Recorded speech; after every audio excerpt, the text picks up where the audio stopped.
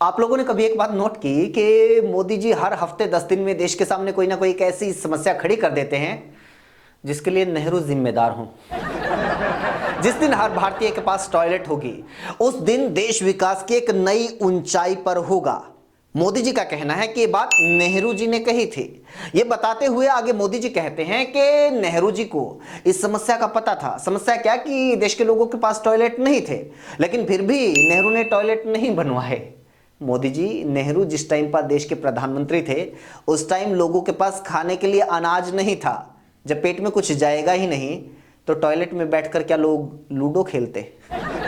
मोदी जी का यह बयान उनके मंत्री पीयूष गोयल ने ट्वीट किया।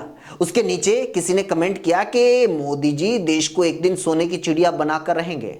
हाँ बिल्कुल, सोने की चिड़िया तो पता नहीं, लेकिन फिलहाल मोदी जी ने देश की हालत ऐसी कर रखी है जिन्हों मोर चंदे छोड़ रहा है।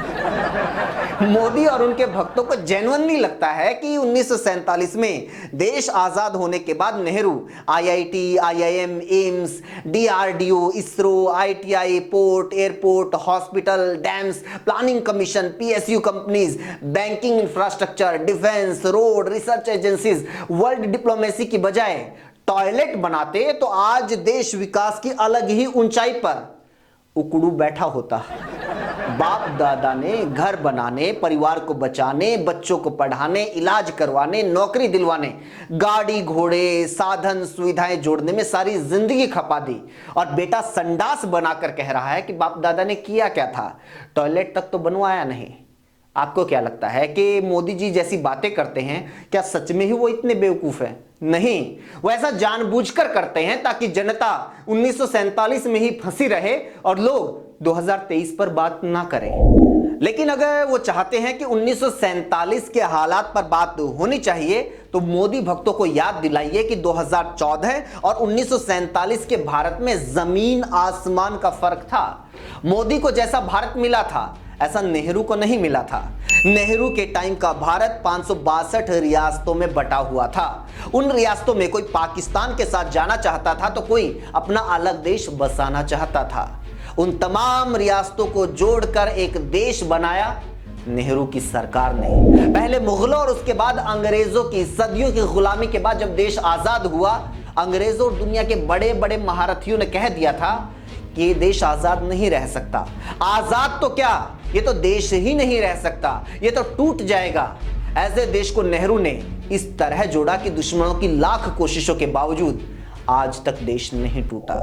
सोचिए, जो प्रधानमंत्री नोटबंदी और जीएसटी जैसे मामूली से फैसले भी ढंग से लागू नहीं कर सकते, अगर ऐसे प्रधानमंत्री को 562 रियासतों को जोड़ने की जिम्मेदारी मिल जाती तो देश का क्या हाल करते। जब देश को आजादी मिली तो 34 करोड़ में से 25 करोड़ आबादी, लगभग 80% लोग गरीब थे। उससे भी ज्यादा लोग अनपढ़ थे क्योंकि स्कूल नहीं थे, कॉलेज नहीं थे, अस्पताल नहीं थे, सड़क नहीं थी, बिजली, पानी, यहां तक कि खाने के लिए अनाज तक नहीं था। 1951 में 1000 बच्चे पैदा होते थे तो उनमें से 146 बच्चे 1 साल की उम्र तक ही दम तोड़ देते थे।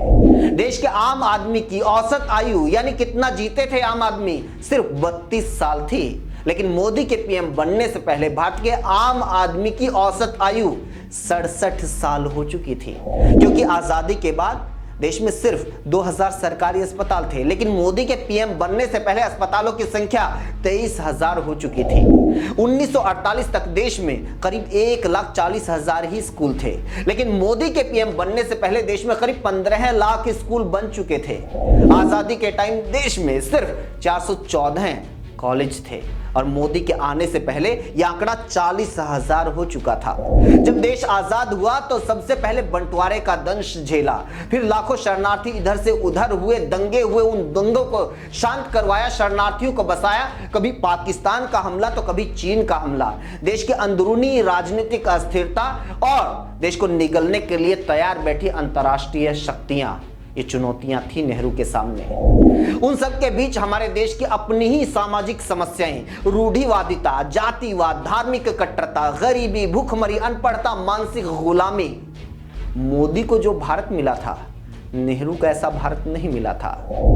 नेहरू को जो भारत मिला था उसमें सुई तक यहां नहीं बनती थी। ना उद्योग थे, ना काम धंधे, और ना ही खेती ऐसी थी कि लोग अपना पेट भर सकें। लेकिन मोदी के पीएम बनने से पहले देश में मोबाइल से लेकर मेट्रो तक, मारुति से लेकर मर्सिडीज तक सब था। दुनिया की शक्तिशाली सेना से लेकर सबसे मॉडर्न टेक्नोलॉजी तक देश में सब था। देश के पास लाखों करोड़ रुपए का बजट था। दुनिया की सबसे बड़ी अर्थव्यवस्थाओं में से एक अर्थव्यवस्था थी। आईटी से लेकर स्पेस साइंस में हम बड़े बड़े देशों को मात दे चुके थे। हमारे छोड़े हुए सैटेलाइट यूनिवर्स के चक्कर लगा रहे थे। हम दुनिया के पहले ऐसे देश बन चुके थे जिसने पहली ही कोशिश में सीधे मंगल का सफर तय किया था। अगर ऐसे देश का प्रधानमंत्री आज टॉयलेट के लिए नेहरू को कोस रहा है, तो ऐसे प्रधानमंत्री पर देश के पढ़े लिखे और जिंदा दिमागों को निश्चित तौर पर शर्म आ रही होगी।